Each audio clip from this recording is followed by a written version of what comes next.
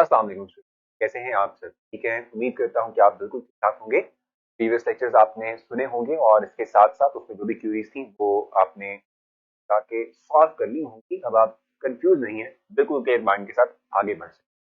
तो आज का ये जो लेक्चर है, इसमें हम सोर्सेज ऑफ ऑर्गेनिक कंपाउंड में पेट्रोलियम को डिस्कस, ये भी देखेंगे कि ये जो पेट्रोलियम है डिफरेंट ऑर्गेनिक कंपाउंड का सोर्स है, तो कौन कौन से कंपाउंड इससे हम गेट करते हैं और कैसे गेट करते हैं। तो जी स्टूडेंट, जैसे कि मैंने आपसे कहा कि हमने इस वक्त डिस्कस करना है पेट्रोलियम को, क्योंकि ये हमारा एक मेन सोर्स है ऑर्गेनिक कंपाउंड्स का। तो अगर हम बात करते हैं पेट्रोलियम की,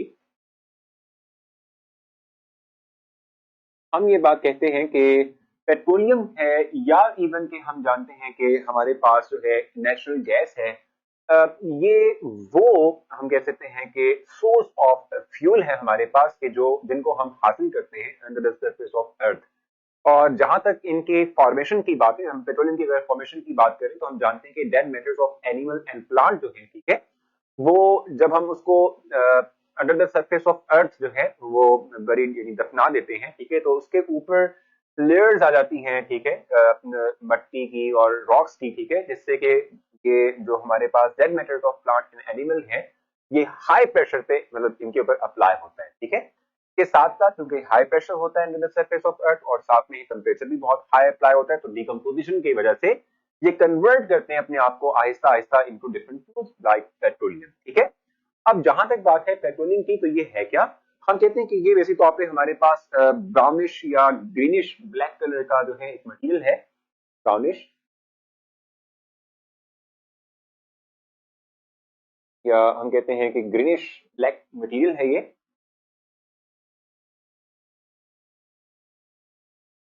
ब्लैक मटेरियल, ठीक हो गया।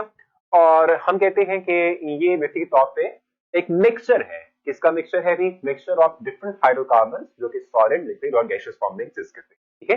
एक थिक टाइप ऑफ मिक्सचर हमारे पास है जिसको हम पेट्रोलियम कहते हैं, क्रूड पेट्रोलियम हम कहते हैं, ठीक हो गया। अब जहां तक पेट्रोलियम की बात है, मैंने आपसे कहा कि बहुत सी फ्रैक्शंस, डिफरेंट फ्रैक्शंस जो है वो आप पेट्रोलियम से हासिल करते हैं और अपने बेनिफिट के लिए, डिफरेंट पर्पसेस के लिए उनका इस्तेमाल करते हैं, ठीक है।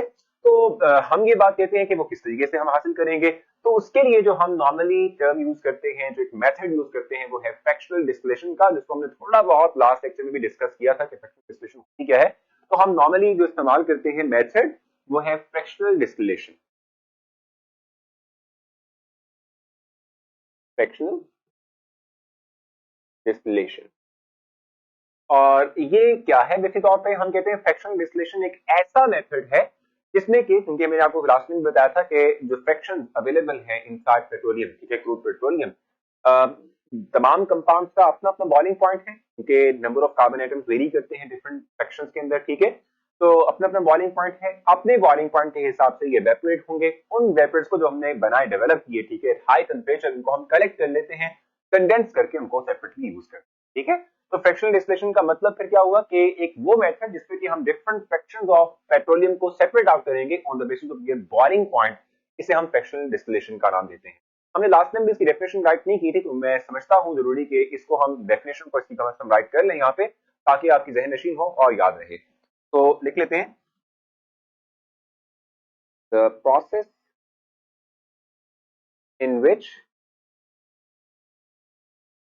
different fractions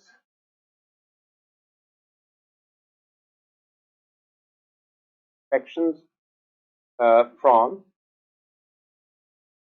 petroleum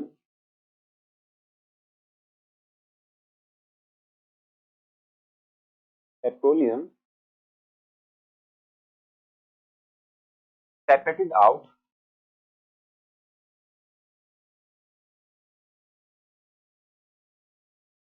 on the basis of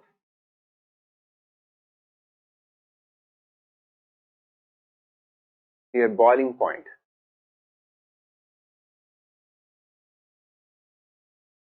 यानी कि बॉइलिंग पॉइंट की बेस पे हम जब डिफरेंट फ्रैक्शंस को पेट्रोलियम में से अलहदा करते हैं, सेपरेट आउट करते हैं, इस प्रोसेस को हम कहते हैं फ्रैक्शनल डिस्टिलेशन।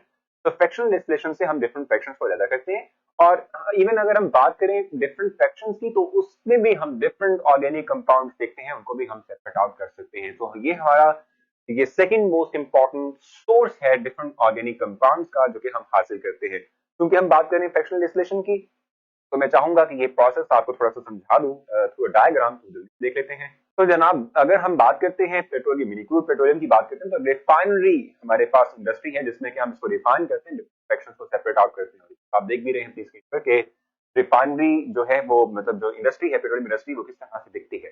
तो क्रूड पेट्रोलियम को हम ओवन लिखा हुआ है, हाई टेम्परेचर पे हम उसे क्या करते हैं, हीटअप करते हैं। और हीटअप करने से जो डिफरेंट फ्रैक्शंस हैं, आप देख भी रहे हैं कि आप इस टावर के अंदर देखें तो डिफरेंट टेम्परेचर्स पर डिफरेंट फ्रैक्शंस जो हैं वो सेपरेट आउट हो रही हैं। सबसे लोअर टेम्परेचर सबसे हाई पर होगा, उस टावर के अंदर से सेपरेट आउट होगा जो कि गैसेस हैं, ठीक है। और उसके बाद फिर हमारे पास आता है सिंपल डीजल पेट्रोल आता है। उसके बाद हमारे पास आता है केरोसिन ऑयल जो कि हम जो है एरोप्लेन में इस्तेमाल करते हैं। उसके बाद फिर नेक्स्ट हमारे पास जो है जो रेजिड्यू बच जाता है वो हम फिर सेपरेट आउट करते हैं, जिसको हम पोर्शंस के जो व्हीकल्स हैं उनमें, या फिर ये है कि जो रोड है उसको बनाने के लिए इस्तेमाल करते हैं। तो इस तरह से by fractional distillation process we can find out, we can separate out the different fractions from the crude petrol, ठीक है। तो होपफुली ये जो पेट्रोलियम का जो टॉपिक था वो आपने अंडरस्टैंड किया। इसमें मोस्ट इंपॉर्टेंट पॉइंट जो था, जो मेन फैक्ट था, वो फ्रैक्शनल डिस्टिलेशन को समझना था, ठीक है। बाकी ये जो हमने डिस्कस किया ग्रीनिश ब्लैक या ब्राउनिश ब्लैक कलर का ये जो थिक रेजिड्यू जिसकी हम पेट्रोलियम, जिसकी हम कहते हैं, ठीक है, ये इंपॉर्टेंट फॉर एमसीक्यू है, इसको आप जरूर प्रिपेयर रखिएगा। अपना ख्याल रखें, नेक्स्ट सेशन में मुलाकात होती है, तब तक